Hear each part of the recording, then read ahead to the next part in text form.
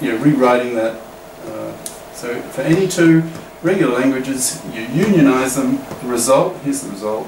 That result will also be a regular language. That's what this theorem is stating. Right? And now how to prove it? Well, you start off with a general proof idea. So you have any two regular languages, and you want to show, this is what the proof is about, you want to show that the union of those two is also a regular language. Right? That's the idea of closure. Okay, so bar, so a new idea. Now, because A1 and A2 are regular, that implies, by definition, that there's an automaton M1 that recognises A1, okay, and there's another automaton M2 that recognises M2. Okay, by definition, they're both regular languages. Regular means that they have some automaton that recognises that language, by definition, right? Now, to go about proving that the union of these two languages is regular, that means you have to find some automaton, right? M, let's call it M, that recognises this union. Fair enough? I mean, to prove that the union is a regular language, that means, by definition, that there is some automaton, call it M, some machine, finite automaton, finite automaton, that recognises this unioned language. Okay? So we have to find M. Okay, so the proof involves finding this automaton M, right, that recognises this language. Okay, so that it recognises A1 union A2. That's what the proof boils down to, and hence that's why it's sort of in the proof idea, the overview, seeing the wood, the forest. Okay. All right. Now here's another interesting comment. The type of proof is a proof by construction. Right? Because what are we doing now? It'll be kind of an existence proof. If we can find an automaton M that recognises this language, therefore this language, this unioned A1 union A2 has an automaton M that recognises it. Okay? Therefore, by definition, this union of two languages is a regular language because it's recognised by some automaton, M. Okay, so by constructing M, we've shown, if we can do it, we will show that this union of these two languages is a regular language. It's regular. This will be shown to be regular because it has an automaton M that recognises it. Okay? So it'll be a proof by construction. So the main thrust of the proof is build M. Okay? Is that clear? Alright. Okay, so now we start thinking about now all this is still just proof idea, right? Now if this is just the forest, if you like, the main ideas, you probably start thinking, oh gosh, well the details probably even longer, right? So as I say, this course will become more and more pure math-like. I've been saying that for quite a few times. And when you get into chapters 6 and 10, the advanced topics in computability and complexity. So chapter 6, advanced topics in computability theory, and chapter 10, advanced topics in complexity theory. So then we'll be definitely into M1 level, right? Quite a bit harder. Okay, all right.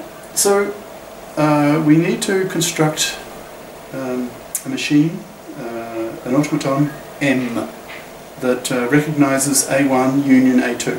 That's what it's all about, right? Now we know that A1 has an automaton M1 that recognises it, and we know that language A2 has its automaton, M2, that recognises it. Okay? So we're going to construct M, build M, design M, right, by using these two machines, M1 and M2. Okay? And we will design M so that it will accept the same input stream that if either M1 accepts or M2 accepts. Okay? So in other words, if a string goes in, and if M1 accepts it, M will accept it. And the string goes in, and if M2 accepts it, M will accept it. Okay? Makes sense? Because, you know, it's the union, right? Okay. So if that's the case, then M will accept that, you know, that string.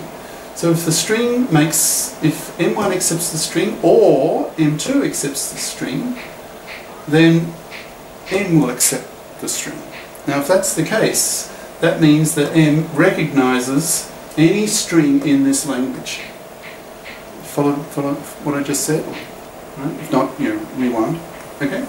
So in other words, if that's, you know, if these three lines, if that's the case, then M recognises this unionised language. Okay? I'll say it again in a different way.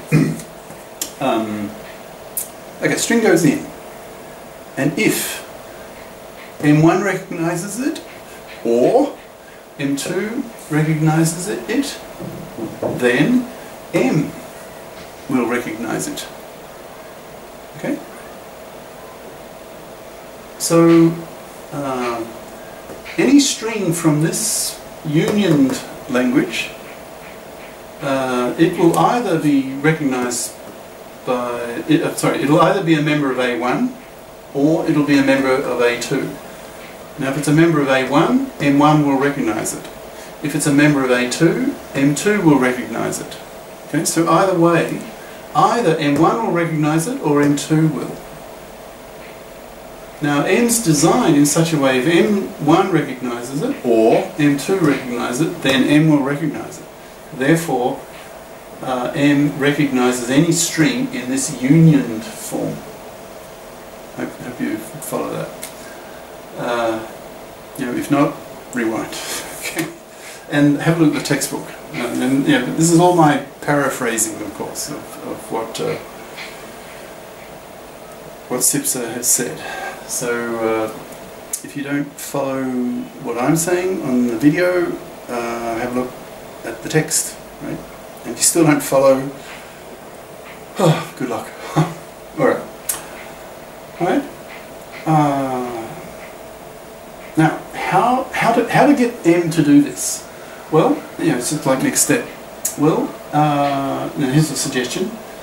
Simulate M1 and M2. Simulate the behaviour of these two machines. Okay? And so the simulation, if M1 accepts or M2 accepts, then this simulation will accept. Okay? So your M effectively is a simulation.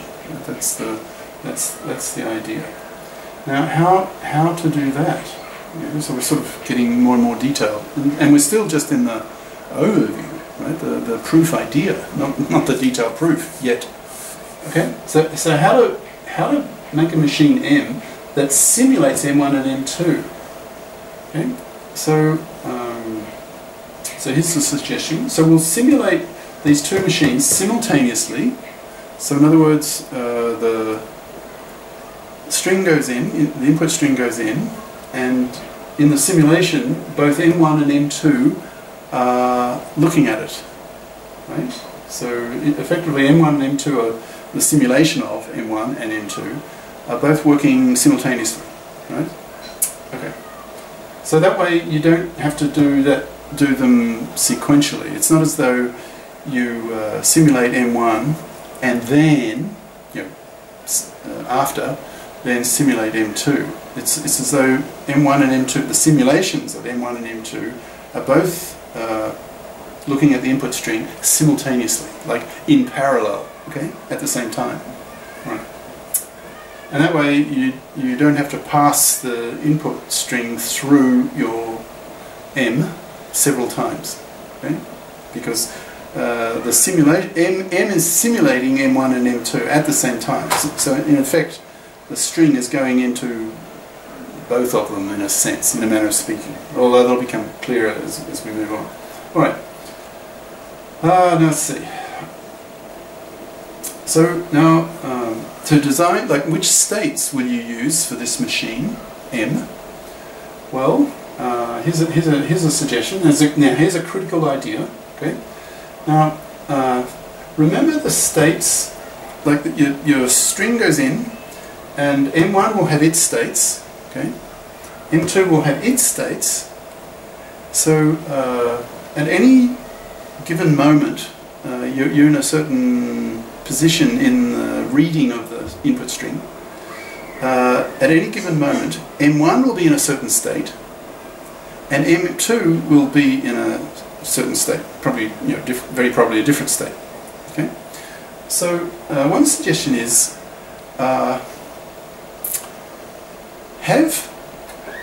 have your M, your simulation, at each moment, at each symbol in the input string that goes through, have M keep track of those two states.